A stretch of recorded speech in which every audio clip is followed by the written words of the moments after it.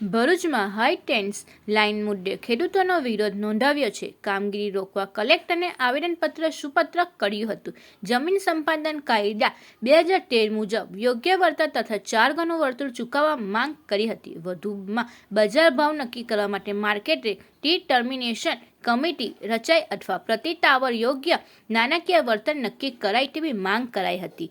ભરૂચ જિલ્લામાંથી પસાર થતી હાઈ ટેન્સ વીજ ટ્રાન્સમિશન લાઇનના મુદ્દે ખેડૂતોમાં ઉગ્ર રોષ જોવા મળી રહ્યો છે. ગુજરાત કિસાન સંઘર્ષ સમિતિના નેજા હેઠળ ખેડૂતો પ્રતિનિધિ મંડળે ભરૂચ કલેક્ટરને આવેદન સુપત્ર કર્યું હતું.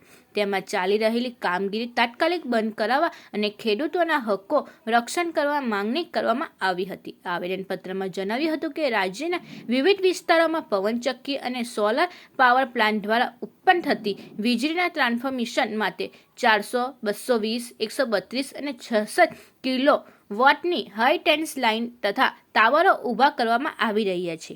ખેડૂતોનો આક્ષેપ કર્યા છે કે આ કામગીરી દરમિયાન ખેડૂતોની જમીનમાં પ્રવેશ, ખેત પાકને નુકસાન અને દબાણ જેવી ઘટનાઓ બની રહી છે. ટાવર લાઇન નાખવા માટે જરૂરી CERC central electricity regulatory commission માર્ગદર્શિકા મુજબની લાઇન્સ પ્રક્રિયા, વાંધા સૂચનો અને જરૂરી દસ્તાવેજોની માહિતી અસરગ્રસ્તોને આપવામાં આવતી નથી. ઉપરાંત બી લાઇન મુજબના રૂટ મેપ પણ ખેડૂતોને આપવામાં આવતો નથી, જેના કારણે પારદર્શકતાનો અભાવ હોવાનું રજૂ કરવામાં આવ્યું છે. કેટલાક વિસ્તારમાં પોલીસ બંદોબસ્ત સાથે કંપનીઓ દ્વારા કામગીરી હાથ ધરવા ખેડૂતોમાં ભયનો માહોલ સર્જાય છે.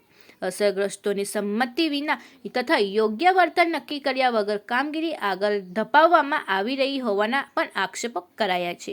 આ મુદ્દે ખેડૂતોએ માંગણી કરી છે કે ટાવર લાઇન નાખવાની હાલની કામગીરી તાત્કાલિક સ્થગિત કરાય.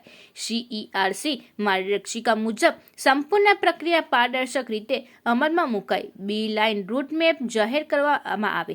જમીન સંપાદન કાયદા 2013 મુજબ યોગ્ય વળતર તથા 4 ગણું વળતર ચૂકવવામાં આવે અને બજાર ભાવ નક્કી કરવા માટે માર્કેટ રેટ ડિટર્મિનેશન કમિટી રચાય અથવા પ્રતિ ટાવર યોગ્ય નાણાકીય વળતર નક્કી કરાય.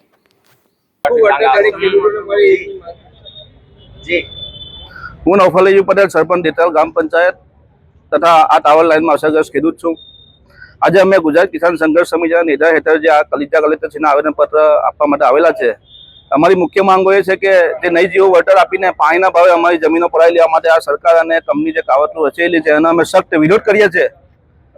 અન્ય જિલ્લાઓમાં, નવસારી જિલ્લામાં, સુરત જિલ્લામાં, ભરૂચ જિલ્લામાં, તમામ જિલ્લાઓમાં વળતરમાં વિસંગતતા આવે છે. નવસારી જિલ્લામાં વાણિજ્યનું વળતર આપે છે, સુરત જિલ્લામાં અલગ પોલિસી પ્રમાણે વળતર આપે છે અને ભરૂચ જિલ્લામાં અલગ પોલિસી પ્રમાણે વળતર આપે છે. તો ભરૂચ જિલ્લાના ખેડૂતોએ કોઈ ગુનો કરેલો છે એવો?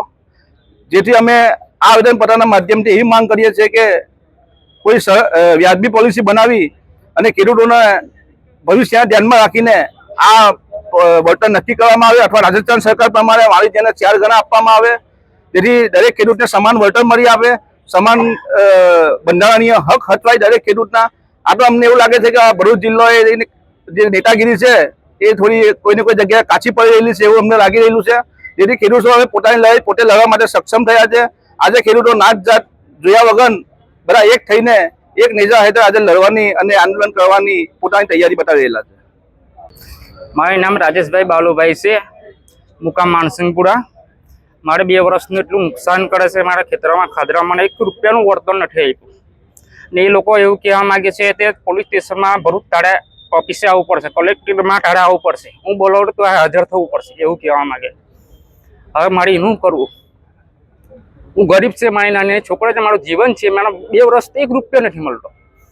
મારું ઉપરથી નુકસાન કરે, મારા ઘઉંનું, કપાસનું, તુવેરનું નુકસાન કરે. એનો જવાબદાર કોણ? જી, જયેશ પટેલ, પ્રમુખ ખેડૂત સમાજ ગુજરાત, કન્વીનર કિસાન સંઘર્ષ સમિતિ ગુજરાત. ગુજરાતના 23 ખેડૂત સંગઠનોએ ભેગા થઈને આ ટાવર લાઇન બાબતોમાં એક સંઘર્ષ સમિતિ બનાવેલી છે. એના આયોજન મુજબ દરેક 20 જિલ્લાઓમાં જે કલેક્ટર દ્વારા, વહીવટી તંત્ર દ્વારા અને પોલીસ તંત્ર દ્વારા કાયદાનું ખોટું અર્થઘટન કરીને ખેડૂતો ઉપર અત્યાચાર કરવામાં આવી રહેલો છે, એના ભાગરૂપે અમે અહીંયા આજે માગીને મુખ્યમંત્રીશ્રીને કલેક્ટરના માધ્યમથી આવેદન પહોંચાડવા માટે અહીંયા ઉપસ્થિત થયા છે. ભરૂચ જિલ્લાના તમામ અસરગ્રસ્ત તાલુકાઓના અસરગ્રસ્ત ખેડૂતો અહીંયા ઉપસ્થિત છે. અમારી મુખ્ય માંગ છે કે જે કાયદો રદ થયેલો છે અને એના દ્વારા જે કાર્યવાહી કરવામાં આવી છે એ રદ કરી દેવામાં આવે.